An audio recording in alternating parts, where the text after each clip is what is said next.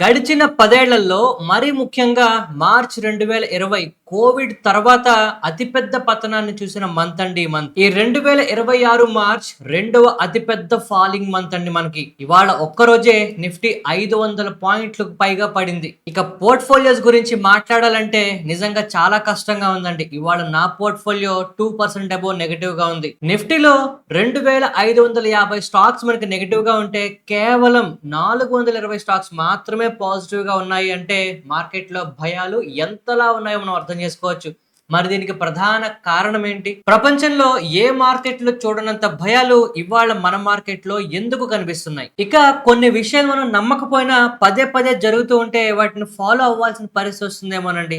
అసలు 13వ తారీఖు గాని శుక్రవారం గాని ఈ రెండు కలిస్తే మార్కెట్లు ఎప్పుడు పడుతూ ఉంటాయి. నేను ఒక్కడనే ఫీల్ అవుతున్నాను అలాగా, లేకపోతే మీరు కూడా ఫీల్ అవుతున్నారా? ఓవరాల్ గా మార్కెట్లు నెగటివ్ గా ఉన్నాయి, కానీ ఇవాళ శుక్రవారం 13వ తారీఖు వీకెండ్ కలిసి మన మార్కెట్లు అయితే కుప్పకూలేయండి. మరి ఈ 13వ తారీఖు గురించి మీరేమంటారు? మీ ఒపీనియన్ అంటే కామెంట్ సెక్షన్ లో చెప్పండి. మీకు తెలుసా అండి, ఇప్పుడు ఇరాన్ తాలూకా సుప్రీం లీడర్ మోజ్తబా ఖమేనీ గారు చేస్తున్న కామెంట్స్, ఆయన చేస్తున్న మెసేజ్లు కనుక చూస్తే ఈ యుద్ధం ఇంతటితో ఆగేలా లేదు అని ఒక విషయం అయితే చాలా క్లియర్ గా తెలుస్తోంది. స్ట్రైట్ ఆఫ్ హోర్ముజ్ ఖచ్చితంగా క్లోజ్ అయ్యే ఉంటుంది అని చెప్పి మాట్లాడుతున్నారు. ఇరాన్ లో అమెరికా ఇజ్రాయెల్ చేస్తున్న దాడుల మీద ఖచ్చితంగా పగ తీర్చుకుంటామనేలాగా మాట్లాడుతున్నారు. అవసరమైతే వేరే రూట్స్ ని మేము ఓపెన్ చేసుకుంటాం కానీ స్ట్రైట్ ఆఫ్ హోర్ముజ్ ని ఓపెన్ చేయము అంటున్నారు. అండ్ ఇక్కడ ఈ కామెంట్స్ కన్నా అసలు మార్కెట్ లో నెగటివిటీని అడ్రస్ చేయాల్సిన విషయాలు వేరే ఉన్నాయండి. ఈ కొత్త ఇరాన్ సుప్రీం లీడర్ చేస్తున్న కామెంట్స్, ఆయన మొట్టమొదటిసారిగా మాట్లాడిన ఫస్ట్ మెసేజే ఎంత దారుణంగా ఇచ్చారంటే, ఇరాన్ చుట్టుపక్కల దేశాల అన్నిట్లోని అమెరికా తాలూకా బేస్లన్నీ కూడా క్లోజ్ అవ్వాలి అని చెప్పి డైరెక్ట్ మెసేజ్ ఇస్తున్నారండి. ఇవ్వని పక్షంలో ఖచ్చితంగా దాడులు కొనసాగిస్తాము అని చెప్తున్నారు. అయితే ఇక్కడ మనం మాట్లాడుకోవాల్సిన ఒక చిన్న పాజిటివ్ పాయింట్ ఉందండి. ఏంటి అంటే, ఇరాన్ వాళ్ళు స్ట్రైట్ ఆఫ్ హోర్ముజ్ లో కంప్లీట్ గా మైన్స్ వేశారు అని చెప్పి అమెరికా దాడులు చేసింది. ఈ దాడుల నేపథ్యంలో మన మార్కెట్లు నిన్న చాలా నెగటివ్ గా రియాక్ట్ అయ్యాయి, కానీ ఇరాన్ మేము ఎలాంటి మైన్స్ పెట్టలేదు అని చెప్పింది. సో ఇక్కడ ఒక విషయం అయితే చాలా క్లియర్ గా అర్థమవుతుంది. అమెరికా ఏదో ఒక పేరు చెప్పి ఇరాన్ మీద దాడులు చేస్తూనే ఉన్నది. అఫ్ కోర్స్ ప్రపంచంలో ఇప్పటి వరకు ఏ దేశం కూడా ఇరాన్ మీద దాడుల్ని ఖండించలేదు. ఇదేమి పాజిటివ్ గా మాట్లాడుకోవాల్సిన విషయం కాకపోయినా కూడా ఇప్పుడు మనం అడ్రస్ చేయాల్సిన విషయం ఏంటి? రోజు మార్కెట్లు పడిపోతున్నాయి, పోర్ట్ఫోలియోస్ పడిపోతున్నాయి, ప్రపంచవ్యాప్తంగా ఇబ్బందులు వస్తున్నాయి, యుద్ధం జరిగిపోతుంది, ప్రపంచ యుద్ధం అయిపోతుందా, ఇలాంటి వాదన కాకుండా అసలు ఇప్పుడు మనం తెలుసుకోవాల్సిన విషయాలు ఏంటో ఒకసారి చూద్దామండి. అయితే మీరు గమనించారా అండి, మొన్నటి వరకు ట్రేడ్ డీల్ అనే మాట మన మార్కెట్ని బాగా పడగొట్టిన పదం, కానీ ఇప్పుడు అదే ట్రేడ్ డీల్ గురించి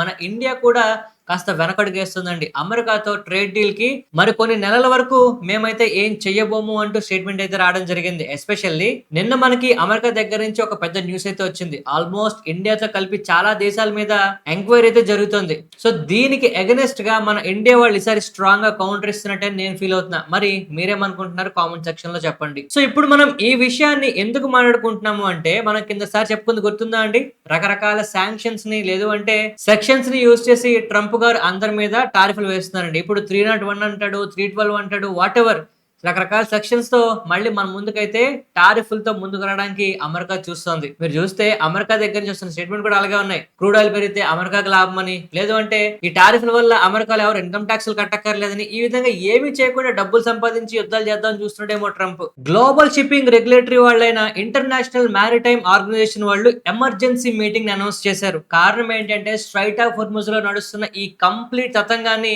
చక్కబడేలాగా ప్రయత్నాలు చేస్తున్నారండి. ఇక సెకండ్ విషయం ఏంటంటే, ఇరాన్ 3 కండిషన్స్ తో మనకి అమెరికాకి కొంత న్యూస్ అయితే ఇచ్చింది. ఆ 3 కండిషన్స్ ని అమెరికా వాళ్ళు తిరస్కరించారు. అయితే ఇరాన్ దగ్గర నుంచి వస్తున్న కామెంట్స్ వినండి. టెక్నికల్ గా వాళ్ళకి అర్థం కాకపోవడంతో మా తాలూకా ప్రపోజల్ ని వాళ్ళు వ్యతిరేకించారు అని చెప్తున్నారు, కానీ ఇరాన్ వాళ్ళు దాని గురించి నెగటివ్ గా మాట్లాడలేదు. ఇది కాస్త పాజిటివ్ విషయం. మీరు గమనించండి, ఇరాన్ ప్రతిపాదనలతో వచ్చింది, అమెరికా దాన్ని కాదంటూనే వాళ్ళ మీద దాడులు చేస్తుంది. అయితే ఆ ప్రతిపాదనలు ఒప్పుకునేలా ఉన్నాయా లేదా అనే విషయం పక్కన పెడితే మార్కెట్ లో నెగటివిటీ పెరగడానికి ఇవి ప్రధాన కారణాలుగా ఉన్నాయి. ఇక అందరిలోని కాస్త అనుమానాలు రేపుతున్న ప్రశ్న ఏంటి అంటే, ఇజ్రాయెల్ ప్రధాని గారు ఒక మాట అన్నారండి, ఇరాన్ సుప్రీం లీడర్ బయటికి ఎందుకు కనిపించట్లేదు, కనబడకుండా ఎందుకు స్టేట్మెంట్లు ఇస్తున్నారు అని చెప్పి. ఇప్పటికే చాలా ఊహాగానాలు మార్కెట్ లో ఉన్నాయి. ఆయన కోమాలో ఉన్నారని, విపరీతంగా దెబ్బలు తగిలేసాయని, లేదు ఆయన బదులు వేరే వాళ్ళు కాస్త క్రిప్టిక్ గా మెసేజ్లు యూస్ చేసుకుని వాళ్ళ తలగా యంత్రాంగాన్ని నడిపిస్తున్నారని, వాట్ ఎవర్ ఇట్ ఈస్. ఒక్క విషయం మాత్రం చాలా క్లియర్, ఇరాన్ వాళ్ళు ఖచ్చితంగా ప్రపంచ వ్యాప్తంగా కాస్త ఉద్రిక్తతల్ని కంటిన్యూ చేసేలాగా సక్సెస్ అవుతున్నారండి. ఇక ఈ టైంలో ట్రంప్ గారు చేస్తున్న కామెంట్స్ వింటే ఆయన్ని ఏమనాలో కూడా అర్థం కావట్లేదండి. క్రూడ్ ఆయిల్ ప్రైసెస్ పెరిగిపోతే మేము చాలా డబ్బులు సంపాదిస్తాము, చాలా లాభాలు వస్తున్నాయని చెప్పి మాట్లాడుతున్నారు. ఇప్పుడు క్రూడ్ ఆయిల్ పెరిగితే ప్రపంచ వ్యాప్తంగా ఇబ్బంది పడే వాళ్ళల్లో నంబర్ 1 దేశం ఎవరైనా ఉందా? ప్రపంచ వ్యాప్తంగా ఒక దేశం కూలిపోతుందంటే అందులో ఫస్ట్ స్థానంలో ఉండేది ఈ అమెరికా. మరి ఇలాంటి టైముల్లో ఈయన చేస్తున్న కామెంట్స్ ఖచ్చితంగా కొంత వ్యతిరేకత తీసుకొస్తుందండి ఆయనకి. ఇక ఇప్పుడు మీరు స్క్రీన్ మీద చూడొచ్చండి, ఈయన చేస్తున్న కామెంట్స్ చూడండి. డిరేంజర్స్ కమ్బ్యాక్స్ అట. ఇరాన్ ని మిలిటరీ పరంగా, ఎకనమీ పరంగా అన్ని విధాలుగా డెస్ట్రాయ్ చేస్తామనేలాగా మాట్లాడుతున్నారు. ఇరాన్ తాలూకా నేవీ పోయిందని, ఎయిర్ ఫోర్స్ పోయిందని, మిసైల్స్ లేవని, డ్రోన్స్ కూడా ఇంకా ఉండవని, ఇలా ప్రతి విషయంలోని ఇరాన్ ని మేము డెసిమేట్ చేస్తున్నామంటూ వీళ్ళు చేస్తున్న కామెంట్స్ ఖచ్చితంగా మార్కెట్ లో కొంత బజ్ అయితే క్రియేట్ చేస్తున్నాయి. సో ఇలాంటి పరిస్థితులే కొనసాగితే ఖచ్చితంగా క్రూడ్ ఫర్దర్ గా $150 దాటినా కూడా మనం ఆశ్చర్యపోవాల్సిన అవసరం లేదండి. ఒకవేళ ఇదే పరిస్థితి కొనసాగితే $150కి క్రూడ్ వెళ్లే లోపే మన ఇండియా అవ్వచ్చు, చైనా అవ్వచ్చు, ఈవెన్ అమెరికా అవ్వచ్చు చాలా చాలా ఇబ్బందులు పడతాయనే నిజాన్ని మనం ఇప్పటికి అర్థం చేసుకునే ఉండాలి. ఇక అమెరికాలో అవ్వచ్చు, లేదు అంటే ఇండియాలో అవ్వచ్చు, బాండ్ ఈల్డ్స్ పెరిగిపోతున్నాయి. బాండ్ ఈల్డ్స్ ఎంత పెరిగితే మన మార్కెట్లకు కానీ, ప్రపంచ మార్కెట్లకు కానీ అంత డేంజర్. ఎందుకంటే బాండ్స్ అనేవి సేఫ్ ఇన్వెస్ట్మెంట్, సేఫ్ రిటర్న్స్ అండి. ఇప్పుడు బాండ్ ఈల్డ్స్ ఆల్రెడీ 6% అబౌవ్ ఉన్నాయి మన ఇండియాలో. సో ఏ రిస్క్ లేకుండా 6% వస్తుంటే ఎఫ్ఐఎస్ గానీ, డిఐఎస్ గానీ సేఫ్ హెవెన్స్ కోసమే వెళ్తారండి ఇలాంటి టైముల్లో. అండ్ మోస్ట్ ఇంపార్టెంట్లీ మన రూపాయి కూడా వీక్ అయిపోతుంది. సో రూపాయి వీక్నెస్ అనేది ఎఫ్ఐఎస్ కి డైరెక్ట్ గా నెగటివ్ విషయం. రూపాయి ఎంత వీక్ గా ఉంటే వాళ్ళు అంత ఎక్కువ సెల్లింగ్ చేసుకుంటారు. ఎందుకంటే డాలర్ టర్మ్స్ లో వాళ్ళకి లాభాలు రానట్టే రూపాయి కనుక వీక్ గా ఉంటే. సో ఇప్పుడు మార్కెట్ లో ఈ నెగటివిటీని కానీ, లేదంటే ప్రపంచ వ్యాప్తంగా జరుగుతున్న ఈ సినారియోస్ ని కానీ మనం కనుక ఎక్స్ప్లెయిన్ చేయాలనుకుంటే 3 విషయాలు చాలా చాలా క్లియర్ అండి. ఫస్ట్, అమెరికా ఇజ్రాయెల్ సంగతి పక్కన పెట్టండి, అట్లీస్ట్ ఇరాన్ దగ్గర నుంచి మనకి ఒక్కసారైనా కూడా కాస్త సానుకూలంగా స్టేట్మెంట్స్ రావాలి. నేను ఏదో 3 కండిషన్స్ తో వచ్చారు, అది ఫెయిల్ అయిందండి, బట్ మిగిలిన దేశాల వాళ్ళైనా మధ్యలో సంధి కుదిర్చే ప్రయత్నం చేస్తారేమో మనం చూడాలండి. ఇక సెకండ్ విషయం, ఇరాన్ ప్రతిదాడులు చేసింది, లేదు అంటే ఫర్దర్ గా ఇంకా అగ్రెసివ్ గా కామెంట్స్ చేసినా కూడా మన మార్కెట్లే కాదండి, ప్రపంచవ్యాప్తంగా పరిస్థితులు ఇంకా ఇబ్బంది పడతాయి. And most important point, third point అండి, ఇక్కడ నుంచి మార్కెట్ లో యుద్ధం వల్ల జరిగే డ్యామేజ్ కన్నా యుద్ధం తాలూకా భయాల వల్ల డ్యామేజ్ చాలా రెట్లు ఎక్కువ ఉండబోతున్నాయి.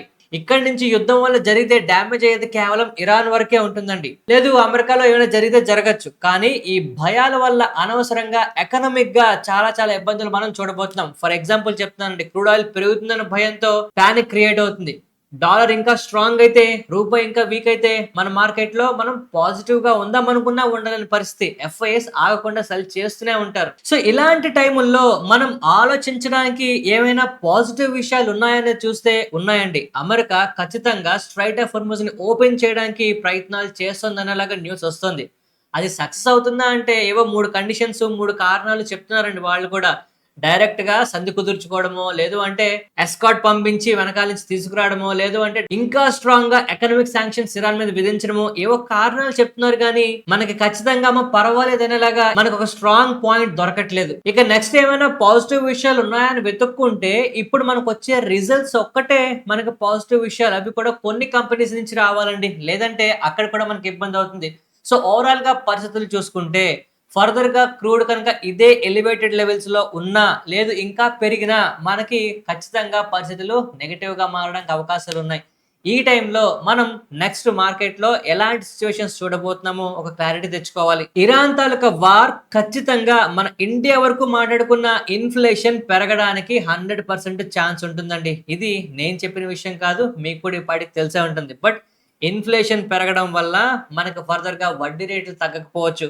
వడ్డీ రేట్లు తగ్గకపోతే ఎంతవరకు స్ట్రాంగ్ గా ఉన్న మన ఫినాన్స్ సెక్టర్ నెగటివ్ గా మారిందంటే మాత్రం సెంటిమెంట్ కంప్లీట్ గా మారడానికి అవకాశం ఉంటుంది. నెగటివ్ గా ఎనర్జీ ప్రైసెస్ పెరిగిపోతాయి, ఫెర్టిలైజర్ షాక్ వస్తుందండి, చాలా రకాలుగా ఇబ్బందులు మనకి తెలియకుండానే మనం ఫేస్ చేయాల్సిన పరిస్థితులు రావచ్చు. సో మార్కెట్ లో ఇంత నెగటివిటీ కనిపిస్తూ ఉన్న కొన్ని పాజిటివ్ విషయాలు కూడా మనకు కనిపిస్తున్నాయండి. మనం న్యూస్ లో చూస్తున్నాం, మన ఇండియన్ షిప్స్ ని స్ట్రైట్ ఆఫ్ హార్ముజ్ నుంచి వెనక్కి తీసుకొస్తున్నాం. లేదు అంటే మన ఫినాన్స్ మినిస్టర్ గారు చేస్తున్న కామెంట్స్ మన తనక ఫిజికల్ డెఫిసిట్ కాస్త ఇంటాక్ట్ లోనే ఉందండం, లేదు అంటే ఇరాన్ తో డైరెక్ట్ గా మనం కాస్త చర్చలు జరపడం, ఇలాంటి అన్ని పాజిటివ్ విషయాలు ఉన్నాయండి.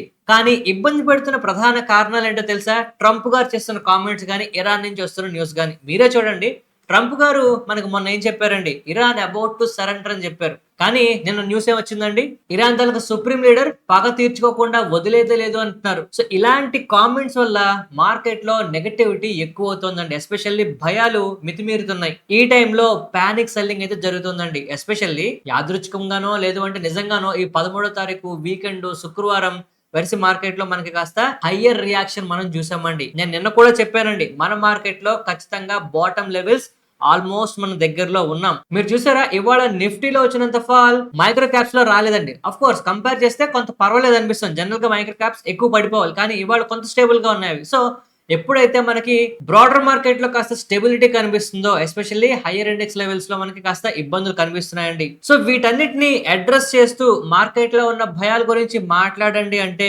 నేనైతే స్టిల్ ఇంకా కాన్ఫిడెంట్ గా ఉన్నానండి. అఫ్ కోర్స్ పరిస్థితులు మనకు అనుకూలంగా లేవు, ఇబ్బందికరంగానే ఉన్నాయి. బట్ ఈ టైంలో మనం భయపడితే మార్కెట్లు ఆగిపోతాయండి, పడిపోవడం కాదు.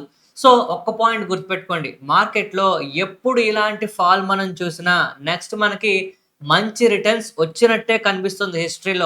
హిస్టరీ విల్ నెవర్ రాంగ్ అండి కదా. సో ఎప్పుడైతే మనకి మార్కెట్లో ఇలాంటి ఫాల్ ఎక్కువ అవుతూ ఉంటుందో ఒక్కటి మాత్రం గుర్తుపెట్టుకోండి, నెక్స్ట్ వచ్చే ర్యాలీ అంత ఫియర్స్ గా ఉంటుంది. ఈ ర్యాలీని మనం పట్టుకోవాలి. మనం ఏం చేయక్కర్లే, ఇప్పుడు కొనక్కర్లేదండి. ఎగ్జిస్టింగ్ పోర్ట్ఫోలియోని భయంకి అమ్మకుండా ఉంటే చాలు, ఖచ్చితంగా మన పోర్ట్ఫోలియోస్ రికవర్ అవుతాయి. నెక్స్ట్ మనం టాటా మోటార్స్ గురించి మాట్లాడుకోవాలండి. టాటా మోటార్స్ కి 5,000 బస్సులకు సంబంధించి వాటి చాసెస్ సంబంధించి ఆర్డర్స్ రావడం జరిగింది. ఇది మల్టిపుల్ స్టేట్ ట్రాన్స్పోర్ట్ అండర్టేకింగ్స్ దగ్గర నుంచి వచ్చిందండి. ఇప్పుడు టాటా మోటార్స్ ఉన్న పరిస్థితుల్లో ఈ ఆర్డర్ నిజంగా కాస్త పాజిటివిటీ అనేది తీసుకురావచ్చు. నెక్స్ట్ మనం ముత్తూట్ ఫినాన్స్ గురించి మాట్లాడుకోవాలి. జియోజిత్ వాళ్ళు ఇంతకు ముందు దీనికి సెల్ రేటింగ్ ఇస్తున్నారు, కానీ ఇప్పుడు హోల్డ్ రేటింగ్ అయితే అప్గ్రేడ్ చేస్తున్నారండి. 3,487 రూపాయల టార్గెట్ ప్రైస్ కూడా ఇస్తున్నారు. అయితే ఈ టార్గెట్ ప్రైస్ పెద్దగా ఎక్కువగా ఏం కనిపించట్లేదు, కానీ ముత్తూట్ ఫినాన్స్ గురించి వీళ్ళు చేస్తున్న కామెంటరీ కాస్త ఇంట్రెస్టింగ్ గా కనిపిస్తుందండి. ఎందుకంటే లోన్ బుక్ తాలూకా ఎక్స్పాన్షన్ చాలా బాగుంటుందని, ఎస్పెషల్లీ అసెట్ క్వాలిటీ కూడా ఇంప్రూవ్ అవుతుందని, ఫర్దర్ గా నెట్ ఇంట్రెస్ట్ ఇన్కమ్ కూడా పెరుగుతుందని, ఫైనల్ గా నెట్ ప్రాఫిట్ గ్రోత్ కూడా ఇంప్రూవ్ అవుతుందని చెప్పి వీళ్ళు మాట్లాడుతున్నారు. అయితే ఎగ్జిస్టింగ్ గోల్డ్ ప్రైసెస్ సంబంధించి కూడా వీళ్ళు కాస్త కన్సర్న్స్ అయితే వెళ్ళబుచ్చుతున్నారండి. ప్రస్తుతం ఉన్న గోల్డ్ ప్రైసెస్ లో ఏమైనా స్టెబిలిటీ వస్తే ఫర్దర్ గా వీళ్ళ తలక రేటింగ్ ని ఇంకాస్త ఇంప్రూవ్ చేయడానికి అవకాశం ఉంటుంది. నెక్స్ట్ మనం బాలాజీ ఎంఐఎన్ఎస్ గురించి మాట్లాడుకోవాలి. ఇవాళ ఈ స్టాక్ కాస్త నెగటివ్ గా రియాక్ట్ అవుతుందండి. కారణం ఏంటి అంటే బాలాజీ ఎంఐఎన్ఎస్ కి సంబంధించిన కొన్ని ప్లాంట్స్ నాన్ ఆపరేషనల్ గా మారిపోతున్నాయండి. ఇప్పుడు ఇరాన్ ఇజ్రాయెల్ వార్ సందర్భంగా మనకి ఎల్ఎన్జీ దొరకట్లేదు ఎక్కువగా. ఈ ఎల్ఎన్జీ వీళ్ళు రా మెటీరియల్ గా యూజ్ చేస్తారు, ఎస్పెషల్లీ అమోనియా మ్యానుఫాక్చరింగ్ కోసం అయితే వీళ్ళు చూస్తున్నారండి. సో ఈ కారణంగా బాలాజీ ఎంఐఎన్ స్టాక్ ఇవాళ మనకి కాస్త నెగటివ్ గా ట్రేడ్ అవుతుంది. ఇక పీజీ ఎలక్ట్రోప్లాస్ట్ కూడా ఇదే పరిస్థితి అండి. ఇవాళ ఈ స్టాక్ కూడా నెగటివ్ గా కనిపిస్తుంది. ఈ కంపెనీ దగ్గర మేనేజింగ్ డైరెక్టర్ గారైన వికాస్ గుప్తా గారు కూడా 1 వీక్ ఆఫ్ ఏసీ ప్రొడక్షన్ అయితే మేము కోల్పోయామని, ఎస్పెషల్లీ ఇది కూడా ఎల్ఎన్జీ గ్యాస్ తాలూకా షార్టేజ్ వల్లే జరుగుతుందని చెప్పి మాట్లాడుతున్నారు. సో కమింగ్ డేస్ లో ఇంకా ఎన్ని స్టాక్స్ ఈ విధంగా ఎల్ఎన్జీని కారణంగా చూపించి ఇంకా కింద పడతాయో మనం లెక్క పెట్టాలేమో. నెక్స్ట్ మనం రామ్కి ఇన్ఫ్రాస్ట్రక్చర్ గురించి మాట్లాడుకోవాలండి. ఈ కంపెనీ తాలూకా సబ్సిడరీ అయిన మహా ఇంటిగ్రేటెడ్ లైఫ్ సైన్సెస్ సిటీ గురించి మనం చెప్పుకోవాలి. వీళ్ళకి 3,000 కోట్ల వర్త్ ఆఫ్ ఆర్డర్స్ రావడం జరిగిందండి. మహారాష్ట్ర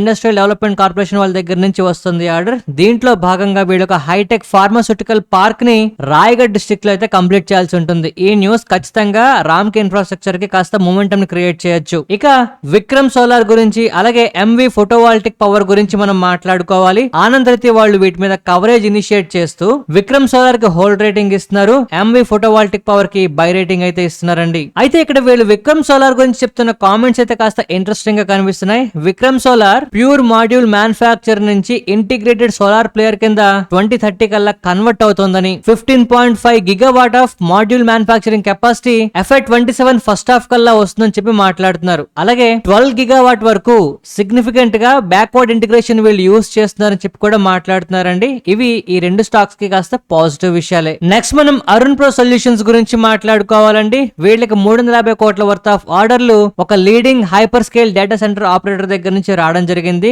దీంట్లో భాగంగా వీళ్ళు AI ready green data centre ని డెవలప్ చేయాలి ఇండియాలో. ఈ data centre stocks coming days లో మార్కెట్ లో కొంచెం ఈ యుద్ధ వాతావరణం నుంచి బయటపడితే వీటిల్లో బాగా ట్రెండ్ ఎమర్జ్ అయ్యేలా కనిపిస్తుందండి. ఒకసారి ఫాలోఅప్ చేయండి. నెక్స్ట్ మనం మనోరమ ఇండస్ట్రీస్ గురించి మాట్లాడుకోవాలండి. బోర్డ్ ఆఫ్ డైరెక్టర్స్ 500 కోట్ల ఫండ్ రైజింగ్ కి అప్రూవల్ అయితే ఇచ్చారు. దీనికి సంబంధించి QIP ద్వారా అండ్ అదర్ మోడ్స్ ద్వారా వీళ్ళు ఫండ్ రైజింగ్ చేస్తున్నారండి. ఇటువంటి టైముల్లో ఫండ్ రైజింగ్ చేస్తున్నారు అనేది కాస్త బజ్ క్రియేట్ చేయొచ్చు మనోరమ ఇండస్ట్రీస్ లో. నెక్స్ట్ మనం శైలి ఇంజనీరింగ్ ప్లాస్టిక్స్ గురించి మాట్లాడుకోవాలండి. స్మాల్ క్యాప్ వరల్డ్ ఫండ్ వాళ్ళు ఇందులో 9.4 లక్షల షేర్లు అయితే అక్వైర్ చేశారండి 176 కోట్లు పెట్టి. అయితే ఈ డీల్ 1879 రూపాయల దగ్గర అయితే మనకు జరుగుతుంది. ఖచ్చితంగా ఈ న్యూస్ శైలి ఇంజనీరింగ్ ప్లాస్టిక్స్ లో కొంత బజ్ అయితే క్రియేట్ చేయొచ్చు. నెక్స్ట్ మనం గ్రావిటా ఇండియా గురించి మాట్లాడుకోవాలి. వీళ్ళు 99% స్టేక్ ని రాష్ట్రీయ మెటల్ ఇండస్ట్రీస్ దగ్గర నుంచి అక్వైర్ చేయడానికి అయితే చూస్తున్నారండి 559 కోట్లతో. సో దీని వల్ల గ్రావిటా ఇండియా ఫర్దర్ గా కాపర్ అలాగే కాపర్ అలైస్ ప్రొడక్ట్స్ లో కూడా ఎంటర్ అవుతుంది. ఇది ఖచ్చితంగా కంపెనీకి కాస్త పాజిటివ్ విషయమే. నెక్స్ట్ మనం HFCL గురించి మాట్లాడుకోవాలి. వీళ్ళు ఒక 5 year అగ్రిమెంట్ అండి.